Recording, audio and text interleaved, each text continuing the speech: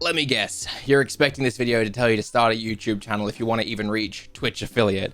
Or maybe we're going to say some really mundane bullshit like, stop using starting soon screens, and then we'll pass it off like some marketing genius. No, I'm tired of all of that. It's been covered to death, and today I want to focus instead on 7 things I wish I knew before streaming.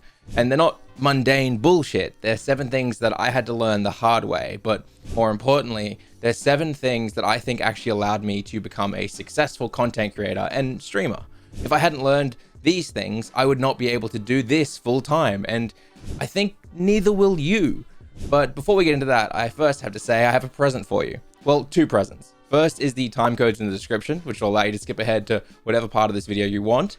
And the second is a link to our sponsor, Own.tv. You guys should know about Own by now, and I'll tell you what I wish I knew about them when I started streaming. Because when I started out, I tried to make my own overlay with 0 experience in overlay creation, and of course it looked terrible. But Owned, well, they have both animated overlays, alerts, and more for your stream, but they also have static overlays that take up less of your PC resources, meaning you can let those resources focus on encoding your stream and making your gameplay look buttery smooth. We have a link in the description, so if you want to go ahead and click that and check it out, then you might find the brand new overlay pack and more for you. Massive thank you to Own for supporting this channel as well, so if you want to support me, go support them. It really helps us out by clicking that link in the description. Okay, what is the most important thing I wish I knew before I started streaming, and what saved me from failing at streaming and also stopped me from quitting streaming when everything was going wrong over and over? Well, that's the question, isn't it? When everything goes wrong, what do you do? When you're struggling, confused, lost, who do you turn to? Sure, you can watch guides from idiots like me, but guides can't be tailored to your specific issue every single time. So what do?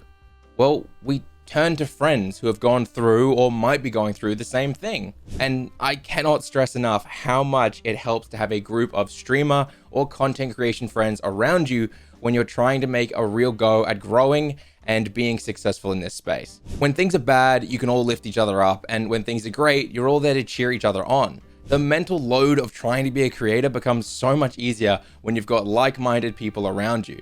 But the real value comes in the mistakes you'll all make together. When I was learning how to grow with YouTube Shorts, I had all these theories and ideas as to why some shorts worked and others didn't. I couldn't prove anything without spending another 2 months uploading shorts every second day though, and that would take too much time and too much guesswork. So instead, I turned to my friend, Lonely Shark, and we began sharing our analytics, our data, and we suddenly understood all of the mistakes we were making. We realized every short that was 45 seconds to 55 seconds long with an 85 to 95% retention rate would get millions of views. But if the short was under 26 seconds long, it didn't matter what we could do, it would be doomed to fail. The actionable tip here is to find hardworking, like-minded content creators, people to surround yourself with. If I didn't have that, I'd not be here right now. And before you ask me how to make friends, trust me, I have no idea. I think I just got lucky. I'm an adult man. I meet like 3 new people a year and can usually only stand being around 2 people at a time. But hey, the Stream Scheme Discord that's linked in the description has 60,000 plus small streamers, all working hard to grow, no spammy promotion, so maybe start there? Okay, second thing I wish I knew is going to blow a lot of you away. You'll think it's obvious, but if you want to succeed on a platform, you need to actually spend time on the platform, watching, absorbing, researching, and enjoying the content others are producing. Especially on Twitch, because Twitch has such specific culture. It takes ages to understand all the different emotes and what they mean. You need extensions like BTTV, and if you don't have them, then you're going to say, hey guys, why is everyone writing the words KEKW? And then suddenly you've got everyone in chat calling you a frog and saying you're a loser, and just bullying you and booing you, and it's really ironic and sad because you just sat at home trying to have some human interaction and you just don't know what KEKW meant. And if you don't watch other streamers, big and small, and instead just try start streaming, well, you'll probably waste a lot of time because you don't understand the medium or what people like watching on Twitch.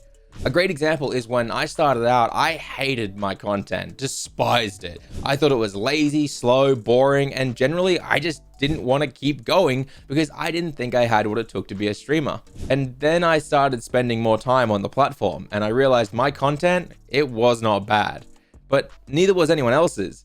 It was a different format to what I was used to. Streams are slower, they're more designed to be casual, interactive, chatty. They're not highly edited videos, and that's okay. And when I spent time on the platform, it helped me realize my streams didn't suck. Oh, and not to mention, you won't understand all the tiny, insignificant, but apparently intense rules that Twitch as a platform has, like how lurkers are the backbones of streams. Sure, the content is interactive, but there's no pressure to talk, and expecting chatters or calling chatters out to try get them to talk will be an instant turn-off. Or begging for subscribers apparently is seen as being scummy, or making sure you don't use follower-only chatter mode, which is a great way to lose viewers and piss people off. No, seriously, turn off follower-only mode. If you're using it, you're probably cutting out like 50-60% of the viewers you could have. Again, I cannot stress enough how one of the most important things you can do on any platform, whether it's Twitch, YouTube, TikTok, or even YouTube Shorts, is to first spend time on the platform as a viewer. Otherwise, you'll never know what your viewers really want. And this leads us to the next part, and probably one of the most common mistakes, issues, whatever you want to call it, it's bad, okay? Because when I say spend time on the platform watching, researching, and understanding content, a lot of you are going to hear, hey, spend time judging people. And no, I do not mean judging other creators. The amount of new streamers I see who look at big streamers and say their content is bad or that they're lazy and don't deserve viewers is just honestly wild. You gain nothing from judging others harshly, and most importantly, you don't learn from that. Everyone who is bigger than you has offered some sort of value or has done something in order to get there that you aren't doing. Sure, some could be like Sodapoppin, who, while is an amazing streamer, he's been on the platform for so long that you can't really follow what he did as a way of succeeding. But there is always something you can learn, like how Sodapoppin is always finding unique new games that really draw a crowd because they want to know if it's the next big thing. Or you can look at Doug and how he constantly makes his streams interactive with chat controls. And heck, even XQC, who might not have the most technically astonishing stream, he's there, live for hours on end, longer than anyone else, and constantly talking, constantly doing new things, and it works, damn it. You need to make sure you aren't looking at someone else succeeding and saying, they don't deserve it. And on the other end, you never need to look at someone failing and then go, oh, that makes me feel good. Essentially, stop wasting your time on other creators when that time could be spent on your own content. Focusing on your own space, focus on your content, focus on how you can improve and be the best you can be. Focusing on others in a negative way will only hurt you. Especially when most people who judge other streamers, well, not to be harsh or to be judgmental, they have a lot of room to improve themselves. Usually they're sat in the dark streaming Call of Duty for hours on end in their underwear, never speaking a word. If that's what you want to do, then you do you, but don't have a go at others. Okay, moving on. This is something I've tried to explain for years, and it's partly a critique of myself. But there is no one-size-fits-all approach to streaming and content creation. You don't have to follow what the gurus tell you to do. I got my first 30 average viewers doing the exact opposite of what every Twitch coach or guru told me to do. There are no special life hacks, and sometimes what people say is the best bet is actually a terrible idea for you personally. For example, I kept being told to edit my streams into videos, but it just led to worse streams and kinda shitty videos. But I kept doing it and kept telling others to do it because everyone told me I had to do it. It was the way the industry worked. But then I started recording videos offline once a week for 60 to 90 minutes and streaming just for streaming. Wouldn't you know it, both forms of content improved because they are actually different types of content, and they can sometimes clash if you try and merge them together. For example, streams, people want to be constantly chatting with you, but sometimes for videos, you need to be reading out dialogue or explaining how something works. That might be really boring and monotonous now, but once it's edited, it'll be great. Everything I say on this channel, I try to follow what I call the concept of best practices. So the ideas are meant as examples, rough guides, and generally the best way to grow. But will they work for everyone? No. Because you need to adapt them to fit you, and not everything, as I said, is one size fits all. I think the thing that really messed me up the most in those first 2 years as a streamer, especially once I had some growth and was desperate to keep the viewers I'd grown, was how repetitive I became as a streamer. Did an idea work? Quick, do it again, and again, and again, and again, and again. Which, don't get me wrong, it worked. It actually really worked. Constantly repeating myself kept my viewers really high and people loved it. But it became really monotonous, like some dancing monkey on a tricycle. It looks great and it holds their attention, but after you've done it once, it's really not that great. You're just watching it because you liked it the first time, so surely you'll like it again. I wish someone had told me that I should set a deadline for once a month or even once a week where I would make cool shit. It's become my catchphrase lately, and it doesn't actually mean cool. It just means make something that is different to the normal. Make something that'll make me feel accomplished. Because viewers, well, they come and go, and we can't control that. Sure, you can do the normal gaming streams or the everyday content that we all have, but as creators, you need to do something that makes you excited. Like you've taken a risk, because even if you fail, that risk means you learned something new and you grew as a person and as a creator.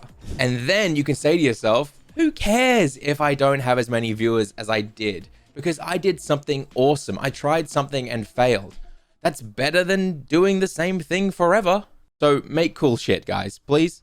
Next up, I wish someone had told me how much of a grind it truly is to be a streamer. Yeah, sure, people will say it, and they say it all the time, non-stop, but they don't really tell you the whole truth of it. And to be honest, we're all a little arrogant as streamers, and when we hear that it's a grind, well, we kind of think we'd be different, right? We're not like everyone else. It won't grind us down to nothing. But no matter how smart you are with your streams, no matter what you do, you are spending hours of your time going live, streaming with nothing long-term to show for it. If you get sick, if your PC breaks, or heck, if you just get bored and decide not to go live again, it's all gone. Followers mean nothing, live viewers die off, and your VODs expire within 2 weeks, leaving an empty, dead Twitch channel. It just vanishes. If that isn't a grind, I don't know what is. Wearing yourself down for years until there is absolutely nothing left to show for it, that's a grind. These days, I am so glad that I uploaded videos here and on my side channel, because I'm not grinding anymore. I'm not wearing myself away. I'm building myself up, building a portfolio of good, well, semi-good videos, I hope, that people can find forever, watch forever, and that feeling means I get to do something with my streams that keep them fun, enjoyable, and fresh. Which is actually our next point. I don't have to take streams so seriously. I don't have to get 100 subs every stream to pay rent, or have to get 100 average viewers every time I go live. I can just do what I want and have fun with it, have a laugh, and enjoy myself while interacting with viewers who like my content. I wish I knew the secret to loving streaming long term and to be successful as a streamer was making sure that streaming never became my focus as a career and instead stayed a side hobby to the rest of my content. And all of that is thanks to the fact that I quit Twitch and moved to YouTube to become a YouTube streamer. And if you want to know more about that, you can click this video right here. It's all about how I asked the honest truth, was moving to YouTube a mistake? I'll see you guys next week.